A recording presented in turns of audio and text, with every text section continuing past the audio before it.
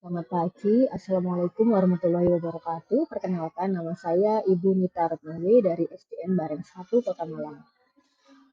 Kali ini saya akan mempresentasikan modul 1.1 demonstrasi kontekstual, yaitu tentang pemikiran Ki Hajar Dewantara. Kami akan memaparkan filosofi pemikiran Ki Hajar Dewantara, yaitu tentang sistem among-pamong, prinsip perubahan, semboyan, budi pekerti, serta bahasa.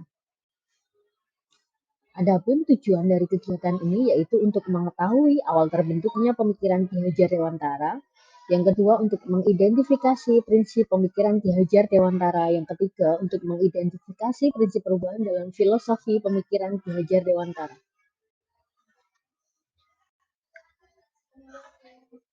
Latar belakang yaitu pada tanggal 2 Mei merupakan tonggak sejarah dimulainya reformasi pendidikan di Indonesia yang ditetapkan sebagai Hari Pendidikan Nasional.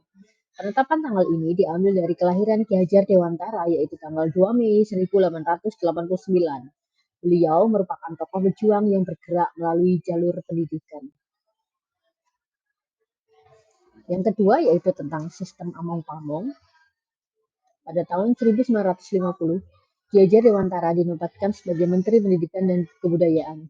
Ki Hajar Dewantara mempelopori lahirnya pendidikan di Indonesia. Hal tersebut dimulainya dengan berdirinya perguruan taman siswa. Pendidikan di taman siswa ini dilakukan dengan sistem among-pamong. Sistem yang dulunya dimiliki kolonial Belanda, yaitu tentang perintah dan sanksi serta adanya diskriminasi. Tetapi dengan adanya sistem among-pamong, pendidikan itu lebih berpihak kepada wong cilik, yaitu orang-orang yang dari kalangan rakyat biasa. Sistem dalam memperjuangkan yaitu populis dan demokratis, artinya sama rata dan sama rasa, serta dengan adanya dorongan semangat nasionalisme dalam meningkatkan martabat bangsa melalui pendidikan. Prinsip yang kedua yaitu prinsip perubahan. Prinsip perubahan terbagi menjadi kodrat keadaan serta asas trikon. Untuk kodrat keadaan dibagi menjadi dua, yaitu kodrat alam dan kodrat zaman. Pendidikan dan pengajaran dilakukan secara alami sesuai dengan kodrat alam, bakat alam, dan sesuai dengan kondisi alam yang ada di lingkungan masyarakat tersebut. Sehingga dalam mendidik kita perlu memperhatikan situasi dan kondisi di mana anak-anak itu bertumbuh. Kemudian pendidikan dan pembelajaran itu bersifat visioner dan relevan terhadap perkembangan iptek dan perkembangan zaman, sehingga pendidikan itu dapat membentuk kebudayaan dengan peradaban yang tinggi melalui prosesnya. Selanjutnya yaitu asas trikon. Apa itu asas trikon? Asas trikon adalah terdiri dari asas kontinuitas, konvergensi, dan konsentris. Asas kontinuitas yaitu kita perlu menilik lagi tentang akar budaya bangsa sebagai identitas kita sebagai bangsa yang berdaulat. Kemudian yang kedua konvergensi, yaitu pendidikan harus memperkuat nilai-nilai kemanusiaan dalam arti memanusiakan manusia seperti teori humanisme, yaitu menganggap manusia yang lain sama dengan kita. Selanjutnya yaitu asas konsentris, yaitu pendidikan bersifat memerdekakan dalam arti merdeka tapi tetap terkait dengan aturan atau norma yang berlaku sehingga tidak menjadi kehilangan arah. Nah, apa yang kita lakukan sebagai guru untuk menyikapi pemikiran-pemikiran Ki Hajar Dewantara?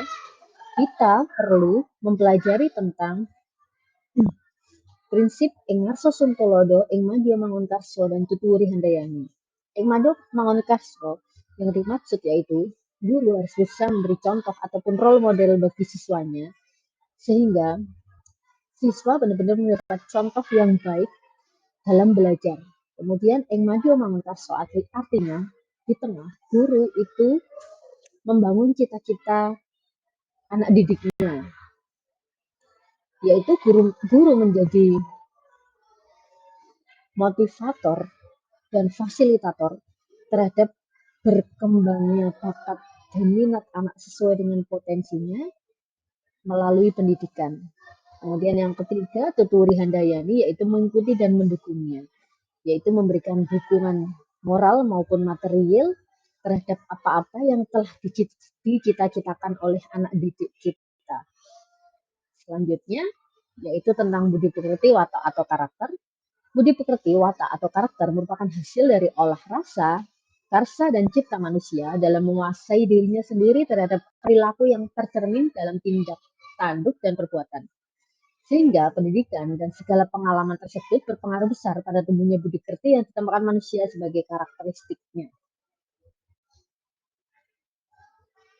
Selanjutnya yaitu tentang bahasa. Bahasa yang digunakan yaitu bahasa ibu. Mengapa demikian? Karena bahasa merupakan aspek penting dalam memberi ruang kepada rakyat dalam melaksanakan kebudayaannya sendiri. Sehingga sistem Among itu memberikan prinsip bahwa pendidikan harus dilaksanakan dalam bahasa ibunya. Kenapa demikian?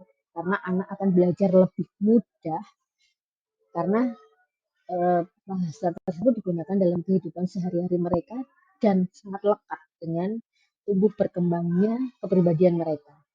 Kemudian contoh lain yaitu permainan tradisional juga berperan penting dalam mendidik anak karena permainan ini relevan dengan pemikiran anak yang secara alami dan tumbuh bersama kehidupan rakyat yang mengiringi tumbuh kembang anak tersebut. Nah, demikian beberapa filosofi pemikiran tentang Ki Hajar Dewantara. Semoga apa yang kami sampaikan bermanfaat bagi kita semua. Akhir kalam, Assalamualaikum warahmatullahi wabarakatuh.